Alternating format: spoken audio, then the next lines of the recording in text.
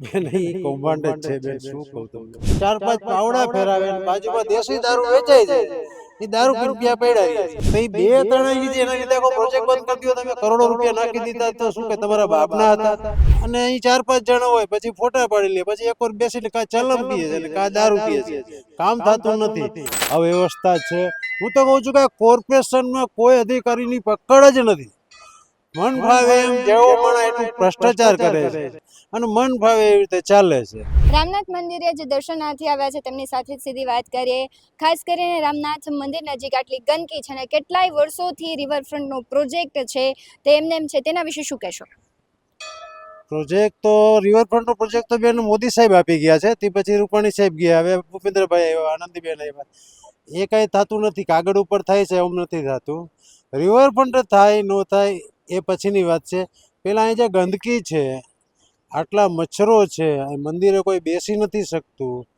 એ જો કોર્પોરેશન કરાવે ને તો સારું છે. કારણ કે અહીંયા કોર્પોરેશનના અધિકારી આવે છે, ફોટા પડાવીને વહી જાય છે. અહીંયા કોર્પોરેશનનો એક સ્ટાફ હું તમને દેખાડીશ, નદીમાં રોજ આવે છે, ચાર પાંચ પાવડા ફેરાવે ને બાજુમાં દેશી દારૂ વેચાય છે. એ દારૂ પીને ત્યાં પડ્યા રહે છે. જે એનો જે ઓકરા ગેંગ કહે છે કે શું કહે છે, નદીમાં થોડાક આટા મારે અને અહીં ચાર પાંચ જણા હોય પછી ફોટા પાડી લે, પછી એક વાર બેસીને કા ચલમ પીએ છે ને કા દારૂ પીએ છે. કામ થતું નથી. એની ઉપર પ્રોપર કોઈક સુપરવાઇઝર હોય, કોર્પોરેશનના કોઈ અધિકારી હોય, એની સુપરવાઇઝિંગ કરે.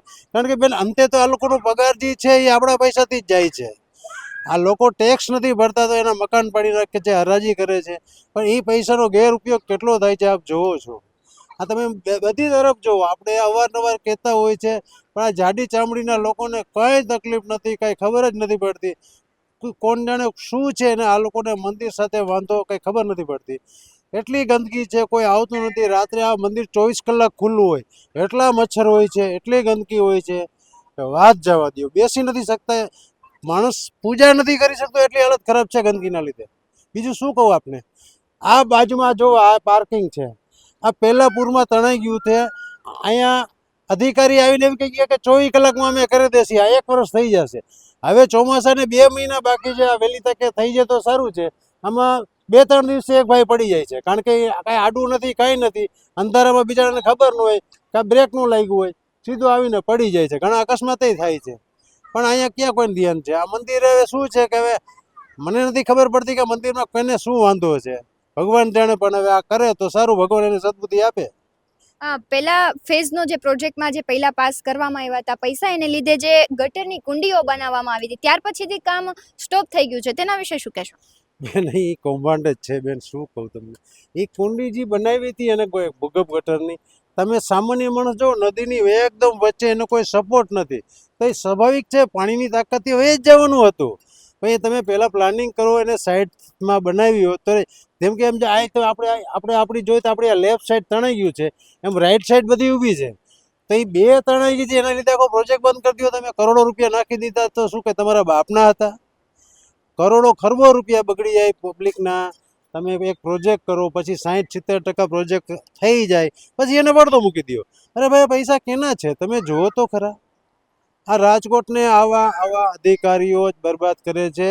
આ રાજકોટમાં જે અવ્યવસ્થા છે, હું તો કહું છું કે કોર્પોરેશનમાં કોઈ અધિકારીની પકડ જ નથી. મન ભાવે એમ જેવો માણસ એટલું ભ્રષ્ટાચાર કરે છે અને મન ભાવે એવી રીતે ચાલે છે. તમે જો આ મહાનગર, આ રાજકોટ સિટી, આ તમે હાલત જુઓ, આ નદીની હાલત જુઓ, સિટીની વચ્ચે છે. શું બધા આંધ્રા છે? આટલા ન્યૂઝપેપર વાળા છે, આટલા છાપાવાળા છે, કાં લખતા નથી ભાઈ? તમને હપ્તા જોઈ છે? મને તો એવું છે છાપાવાળા હપ્તા ખાતા લાગતા લાગે, ન્યૂઝવાળા. નહીં આવું ન થાય ભાઈ. કારણ કે ધાર્મિક સ્થળ છે, ત્યાં ન થતું હોય તો બીજું શું કરી? આનાથી મોટી તકલીફ તો દુઃખ શું હોય? પાછા હિન્દુ રાષ્ટ્ર કહીએ છે, હિન્દુ રાષ્ટ્ર બનાવવાનું છે, હિન્દુના નામે મત લઈએ છે. આ ભગવાન મહાદેવ, શંકર, હિન્દુ, આ અહીંયા હિન્દુની આસ્થા આ કોઈ ધ્યાન નથી રાખતું. તો આનો મતલબ શું છે ભાઈ? આમાં ક્યાં હિન્દુ રાષ્ટ્ર આવ્યું ભાઈ? પેલા એક મંદિર તો સ્વચ્છ કરો મારા બાપ. બોલો. આ વખતેના બજેટમાં છે આ બ્યુટિફિકેશનનો અથવા રિવરફ્રન્ટનો ઉલ્લેખ નથી કરવામાં આવ્યો. 15 વર્ષથી આ પ્રોજેક્ટ છે, તેમ છતાં હજુ પૂરો નથી થયો ને આ વખતના બજેટમાં તો તેનો કોઈ ઉલ્લેખ જ નથી. શું કહેશો તમે?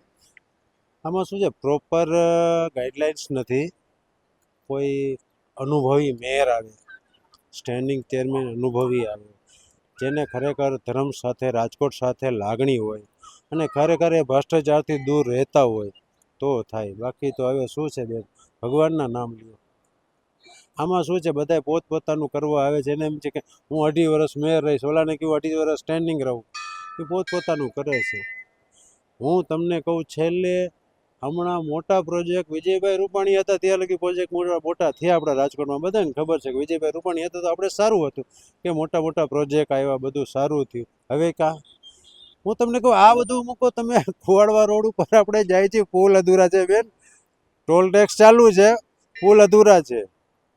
તો હવે શું કરી બેન? હવે પ્રોપર સારા માણસો જ્યાં લગી સત્તા ઉપર નહીં આવે, આ ભાજપ જે સારા માણસોને નહીં રાખે, અનુભવી સિનિયર સારા માણસોને મેયર બનાવે, સ્ટેન્ડિંગ બનાવે, તો એની સૂઝબૂઝ એનો અનુભવ કામ કરે અને તો આ રાજકોટનો સારો સરખો વિકાસ થાય. બાકી તો આવું ચાલે છે ને ચાલવાનું જ છે. શું કરીએ બેન? રાજકોટમાંથી 2 મુખ્યમંત્રી બન્યા હતા, એમાં પણ ભાજપમાંથી જ, અને હજુ પણ ભાજપના જ સત્તાધીશો છે, તેમ છતાં આ પ્રોજેક્ટ આગળ નથી વધતો. તમને કયું કારણ જવાબદાર લાગી રહ્યું છે? એમાં બેન મને તો એવું લાગે છે કે થોડું અંદરો અંદરના ગ્રુપિઝિંગ એકબીજાને નડે છે અને અંદરો અંદર એકબીજા માટે ટાટિયા ખેંચ થાય છે. એ ન થવું જોઈએ. તમે તમારી પર્સનલ લાઈફમાં ગમે જે કરતા હોય, પણ વિકાસ છે, સૌરાષ્ટ્રનો વિકાસ છે, એ અટકી ગયો છે. આની પહેલાં છેલ્લે આપણે મુખ્યમંત્રી કેશુભાઈ પટેલ થયા એની પહેલાં સૌરાષ્ટ્રની કોઈ ગણતરી નહોતી, સૌરાષ્ટ્રમાં કોઈ સારા પ્રોજેક્ટ નહોતા આવતા. આમ કેશુભાઈ આવ્યા, વિજયભાઈ રૂપાણી આવ્યા, તો આપણે એમ્સ મળી ગયું, સારું રેલવે સ્ટેશન બને છે, સારું આપણું બસ સ્ટેન્ડ બન્યું. આ બધા સારા સારા પ્રોજેક્ટ થયા. તો તમે જુઓ, અત્યારે પહેલાં અમદાવાદ કોઈક માનો દીકરો જતો તો એની માં દીવાની માનતા કરતી કે મારો દીકરો સાંજે ઘરે આવે. અત્યારે આ સારી સૂઝબૂછથી કેશુભાઈ પટેલ હોય કે વિજયભાઈ હોય, સારા 4 ટેક્સ અત્યારે 6 ટેક રોડ થઈ ગયા છે. તો એની સારી સૂઝબૂછ હતી તો થયું છે. બાકી હવે લેભાગુ માણસો આવી જાય છે તો શું કરી બેન? સારા માણસો આવે તો કામ સારું થાય એટલે કરે જ છે, પણ હવે શું કરીએ, આમાં નથી થતું. અમારા ગોવિંદભાઈ પટેલ ધારાસભ્ય હતા, અહીંયા લાઇટની તકલીફ હતી, એની ગ્રાન્ટમાંથી આ હાઈમાસ તમે જુઓ એને નખાવેલું છે, આ રોડ એની ગ્રાન્ટમાંથી નાખેલા છે. સૌથી પહેલાં આ નદીમાં એના ખર્ચે એને 1 મહિનો હિટાચી હલાવીને ડમ્પર હલાવીને નદી સાફ કરી હતી. બરોબર છે. એવા લોકો સત્તામાં નથી, તમે શું કરીએ? નથી મને કેવું ન પડે. એ અવારનવાર મંદિર માટે, નદી માટે હજી એ લોકો કહે જ છે, પણ હવે ઉપરથી શું છે કોણ જાણે, વાંધો કાંઈ ખબર નથી પડતી. અને કરે તો સારું છે. ને રાજકોટનું મુખ્ય મંદિર કહેવાય. રાજકોટને 420 વર્ષ થયા, આ મંદિરને હજારો વર્ષ થયા, આદિ અનાદિ છે ભાઈ. આ મંદિર ખબર પડી અને 800 વર્ષ થયા છે. રાજકોટ વૈશ્વ અને 425 વર્ષ થયા હશે, પણ આ મંદિર જે છે ને સાહેબ, એ 825 વર્ષ તો ખબર પડી છે કે આ છે અહીંયા, આદિ અનાદિ છે. તો રાજકોટની શાન કહેવાય, પૌરાણિક મંદિર કહેવાય, અને સ્વયંભૂ દાદા છે. તો એની મર્યાદા માટે થોડુંક કામ કરે તો સારું કહેવાય. અમે તો અમારી એવી લાગણી છે. તમને તેની સાથે આ દ્રશ્યો બતાવવા માંગીશ કે જે રાજકોટમાં સ્વચ્છતા કહેવામાં આવે છે. શું આ રાજકોટ સ્વચ્છ છે? ખાસ કરીને આરોગ્યની વાત કરતા હોય છે, સ્વચ્છતાની વાત કરતા હોય છે, ત્યારે આ નદીમાં તમે જોઈ શકો છો કે નાના નાના બાળકો છે તે નાઈ રહ્યા છે ને કચરો વીણી રહ્યા છે. શું આ જવાબદારી કોર્પોરેશનની નથી? નાના બાળકો છે એ તેનું આરોગ્ય સાથે કંઈ પણ થશે અથવા તેમને કંઈ થશે તો જવાબદાર કોણ રહેશે? અને ખાસ જે સ્વચ્છતાની વાત કરે છે મનપા, તો શું મનપા કામગીરી કરી રહી છે તેનું આ ઉદાહરણ છે? આવી રીતના કામ કરવાનું હોય છે. નદી પણ છે, તેમાં કેટલો કચરો છે ને અહીંયાના લોકો પણ કહી રહ્યા છે કે તેની સ્વચ્છતા કરવામાં નથી આવતી. ખરેખર એક કહેવાય કે આવી રીતના જો સ્વચ્છતા અને મનપા છે આટલું બજેટ ફાળવતી હોય છે, સ્વચ્છતાનું ફાળવે છે, આરોગ્યનું ફાળવે છે, પરંતુ આ તમે જે દ્રશ્યો જોયા તેના પરથી લાગે છે કે મનપા શું ખરેખર કામ કરે છે? ને આ પ્રશ્નો આજકાલના નથી, વર્ષોથી આ પ્રશ્નો છે ને એનો કદાચ એનો જવાબ છે મનપાના જવાબદાર અધિકારીઓ પણ નહીં આપે, કારણ કે ક્યાંક ને ક્યાંક લોકો કહી રહ્યા છે કે તેઓની સાઠગાંઠ અને તેમની આળસને લીધે આ કામ અટકેલું છે, આ પ્રોજેક્ટ અટકેલો છે.